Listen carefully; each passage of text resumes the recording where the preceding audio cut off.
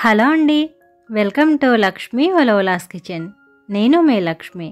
ఈరోజు వీడియోలో మీ అందరి కోసం మండే ఎండల్లో చల్లగా ఉండేటువంటి ఐస్ క్రీమ్ని చేసి చూపించబోతున్నానండి.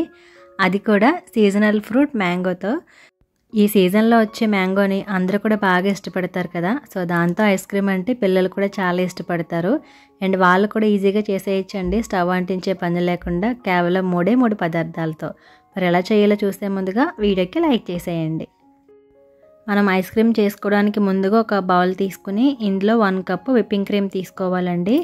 మనకి బేకరీ ఐటమ్స్ దొరుకుతాయి కదా, ఆ షాప్లో కంపల్సరీగా అయితే విప్పింగ్ క్రీమ్ దొరుకుతుంది. సో మీరు అది తీసుకొచ్చుకుంటే సరిపోతుంది అనమాట. సో నేను ఇక్కడ 1 కప్ విప్పింగ్ క్రీమ్ యాడ్ చేసుకున్నాను కదా, దీన్ని హ్యాండ్ బ్లెండర్ యూస్ చేసి బ్లెండ్ చేసుకుంటున్నానండి.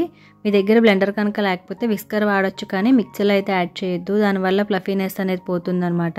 సో ఒక 2 మినిట్స్ పాటు ఈ విధంగా విస్క్ చేసుకున్న తర్వాత ఇందులో షుగర్ పౌడర్ యాడ్ చేసుకోవాలి. నేను ఇక్కడ 1/2 కప్పు షుగర్ పౌడర్ వేసుకుంటున్నానండి. డైరెక్ట్గా షుగర్ కూడా యాడ్ చేసుకోవచ్చు, కాకపోతే షుగర్ కరగడానికి కాస్త టైం పడుతుందని చెప్పి షుగర్ని పౌడర్ చేసేసుకుని యాడ్ చేసుకున్నాను. సో షుగర్ పౌడర్ కూడా వేసుకున్న తర్వాత అది కూడా మొత్తం అంతా కూడా ఈ విప్పింగ్ క్రీమ్లో కలిసేలాగా బాగా బ్లెండ్ చేసుకోవాలి.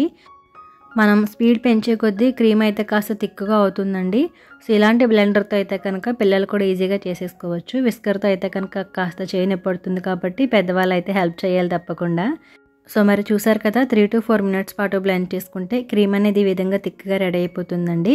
అంటే మనం బౌల్ని తిరిగేసినా కూడా కింద పడకుండా ఉండాలన్నమాట. అలా బ్లెండ్ చేసుకున్న తర్వాత నేను ఏ కప్పుతో అయితే విప్పింగ్ క్రీమ్ తీసుకున్నానో అదే కప్పుతో 1 కప్పు మ్యాంగో ప్యూరీ వేసుకుంటున్నాను. నేను ఇక్కడ బంగినపల్లి మామిడిపండు ఉంటుంది కదా, దాంతో ప్యూరీ చేసుకున్నాను. 1 కప్పు రావడానికి పెద్దగా అయితే ఒకటి సరిపోతుందండి, చిన్నవైతే కనుక 2 పడతాయి. ఇదే కాకుండా మీరు ఏ పండు అయినా కూడా తీసుకోవచ్చు అనమాట 1 కప్పు ప్యూరీ కోసం. సో అది కూడా ఇందులో వేసేసుకొని మళ్ళీ ఇంకొక 2 మినిట్స్ పాటు బాగా ఈ విధంగా బ్లెండ్ చేయాలన్నమాట. అప్పుడు మనకి ప్యూరీ అంతా కూడా ఆ విప్పింగ్ క్రీమ్లో బాగా కలిసిపోతుంది.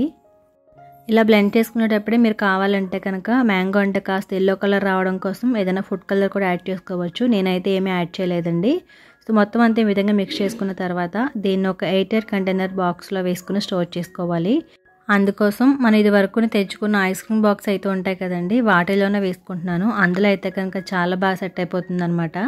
సో ముందుగా నేను ప్రిపేర్ చేసి ఉంచుకున్న ఐస్ క్రీమ్ మిక్స్ని హాఫ్ వరకు ఈ బాక్స్లో పెట్టేసుకుని మొత్తం అంతా కూడా ఈవెన్గా సర్దేశానండి.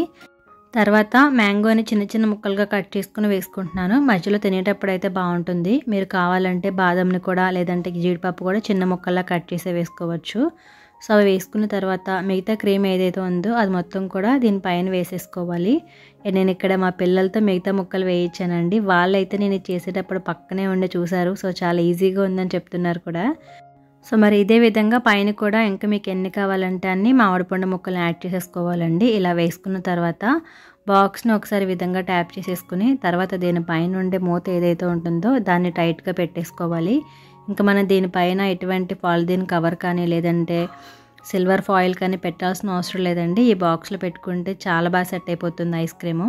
సో దాన్ని మనం ఫ్రిడ్జ్లో పెట్టుకుని 6 to 8 అవర్స్ పాటు స్టోర్ చేసుకుంటే కనుక మనకి బాగా సెట్ అవుతుంది. నేనైతే ఇక్కడ 8 అవర్స్ పాటు పెట్టానండి. సో తర్వాత మనం తీసుకుని చూస్తారు కదా, మనం బయట షాప్లో తెచ్చుకుంటే ఎలా అయితే ఉంటుందో అలానే ఉందన్నమాట.